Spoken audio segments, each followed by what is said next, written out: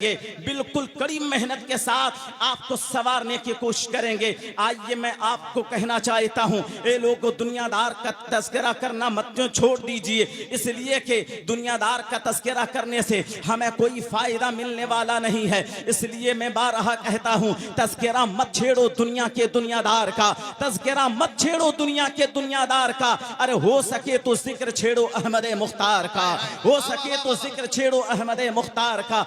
आज मैं आप तमाम हजरात के सामने में कुछ पेश करना चाहता हूँ। ए लोगों सुनो, मैंने जो अभी आयत मुबारका पढ़ने की सादत हासिल की है, अल्लाह तबारक व तआला अपने कलाम बलीग में इरशाद फरमाता है, ज़ालिकल किताबुल ला रैब फी, ये वो किताब है जिसमें शक व शुबा की कोई गुंजाइश ही नहीं है। ए लोगों, हम लोग बिल्कुल मुबारकबाद के लायक हैं, इसलिए कि हम लोग खुश नसीब हैं, इसलिए खुश नसीब हैं कि अल्लाह तबारक व तआला ने हमें जो किताब अता की है वो किताब कुरान है। वो कुरान जो लारैब किताब है। रब फरमाता है, ज़ालिकल किताबु ला रैब फी, ये वो किताब है जिसमें शक व शुबा की कोई गुंजाइश नहीं है। इसलिए कि अगर अलहम्दो के अलिफ से लेकर वन्नास के सीन तक अगर किसी भी हर्फ पर हमने शक कर लिया तो यकीनन हमारा ईमान चला जाएगा। इसलिए कि हमारा ईमान है कुरान पर, हमारा ईमान है कुरान के हर आयतों पर, हमारा ईमान है कुरान के हर रुकू पर। इसलिए कि हम कुरान से भी मोहब्बत करते हैं, साहिब कुरान से भी मोहब्बत करते हैं। ए लोगों, आज मैं कहना चाहता हूँ, आपका भी कोई दुश्मन होगा, हमारा भी दुश्मन है, अली रजा रहबर का भी कोई दुश्मन है, शायर का भी कोई दुश्मन है, नकीब का भी दुश्मन है, खतीब का भी दुश्मन है।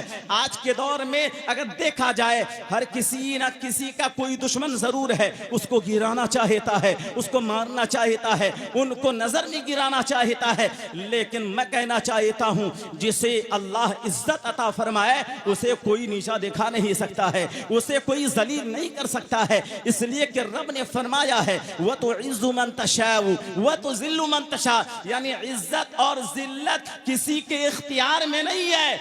अगर किसी के इख्तियार में है तो वो अहकमुल हाकिमीन, वो हमारा रब है। बोले सुभान अल्लाह। ए लोगों, मैं कहना चाहता हूँ, अल्लाह तबारक व तआला का ये मुक़द्दस कलाम, ये कुरान मजीद लारैब किताब है। जब 1450 साल पहले आका करीम सल्लल्लाहु तआला अलैहि वसल्लम पर अल्लाह तबारक व तआला ने जिब्रील के जरिए से आका पर नाजिल फरमाया, गारे हिरा में नाजिल फरमाया। जब प्यारे मुस्तफ़ा ने कुरान पाक को अपने चाहिनों व चाहने वालों के दरमियान में जब सुनाना शुरू किया, अपनी उम्मतियों को सुनाना शुरू किया, इसलिए उसमें कुछ दुश्मन भी थे, भी थे। उन्होंने कहा, ये अल्लाह का कुरान नहीं हो सकता है, ये अल्लाह का कलाम नहीं हो सकता है, ये मनगढ़ंत कोई कहानी मोहम्मद अरबी सुना रहे हैं। लेकिन मैं कहना चाहता हूँ, मेरे मुस्तफ़ा ने फरमाया था कि दुनिया वालों सुनो, अगर तुम्हें यकीन नहीं है तो इस आयत को, कुरान पाक की इस आयत के बदले में कोई एक आयत लाकर दिखा दो तो मैं मान लूं। सारे लोग जितने भी दुश्मन थे, सबने मशवरा किया और लाख कोशिशें की कि एक आयत मिलकर हम लोग कोई तैयार करके पेश कर सकें, लेकिन सब हैरान रह गए, लेकिन सब परेशान हो गए। लेकिन कुरान पाक के मुकाबले में एक आयत भी पेश ना कर सके। इसलिए कि आयत कैसे पेश करते? अरे किसी का मुकाबला कौन कर सकता है? ये दुनियादार की बोली होती तो कोई दुनियादार मुकाबला कर सकता है। इसलिए कि ये दुनियादार की बोली नहीं, ये तो अल्लाह का कलाम है, अल्लाह का कुरान है। मैं कहना चाहता हूं कि अल्लाह तबारक व तआला ने जब कुरान पाक को नाजिल फरमाया, 23 साल तकरीबन 23 साल में जब मुकम्मल कुरान पाक को अल्लाह तबारक व तआला ने नासी की ये ख्वाहिश हो रही है, दुश्मन इस्लाम की ये ख्वाहिश है, इस्लाम को मिटा दिया जाए, प्यारे मुस्तफ़ा को मिटा दिया जाए, प्यारे मुस्तफ़ा पर जो कुरान पाक नाजिल हुई है उस कुरान पाक को भी मिटा दिया जाए। लेकिन मैं कहना चाहता हूं कि कुरान पाक का जो दुश्मन आया मिटाने के लिए, वो मिट गया, लेकिन कुरान को नहीं मिटा सका। किसी हुकूमत ने कहा कि कुरान को मिटा दिया जाए, कुरान को बदल दिया जाए, इसमें रद्दो बदल कर दिया जाए। हुकूमत जरूर बदल गई है, लेकिन कुरान को मिटा। इसीलिए तो शायर कहता है कौले मोहम्मद कौले खुदा, फरमान ना बदला जाएगा और बदलेगा जमाना लाख मगर कुरान न बदला जाएगा। बदलेगा जमाना लाख मगर कुरान न बदला जाएगा। ज़रात मोहतरम, वक्त ज्यादा ना मैं ले लूं इसलिए कि बाहर से जो बड़े बड़े खुतबा वो शोरा तशरीफ ला रहे हैं उनको सुनना है और आप उनको सुनने के लिए बैठे हैं, इसलिए कि आपका जो वक्त है बहुत ही कीमती वक्त है। आप कीमती वक्त को लेकर आए हैं, इसलिए कि आपका बिल्कुल ख्याल किया जाएगा। और मैं आपसे कहना चाहता हूं, जो आप यहां पर बैठे हैं यकीनन मुबारकबाद के लायक हैं, इसलिए कि अल्लाह का जिक्र अल्लाह का जिक्र कौन करता है? जिसे अल्लाह चाहे वही अल्लाह का जिक्र किया करता है। हम लोग जमीन पर हैं, अल्लाह का जिक्र करते हैं। समंदर की मछलियां भी अल्लाह का जिक्र किया करती है, रसूल पाक पर दुरूद पाक पढ़ा करती हैं। एक बात याद आ गई तो मैं आप तक पहुंचाकर मैं अपनी जगह लेना चाहता हूं।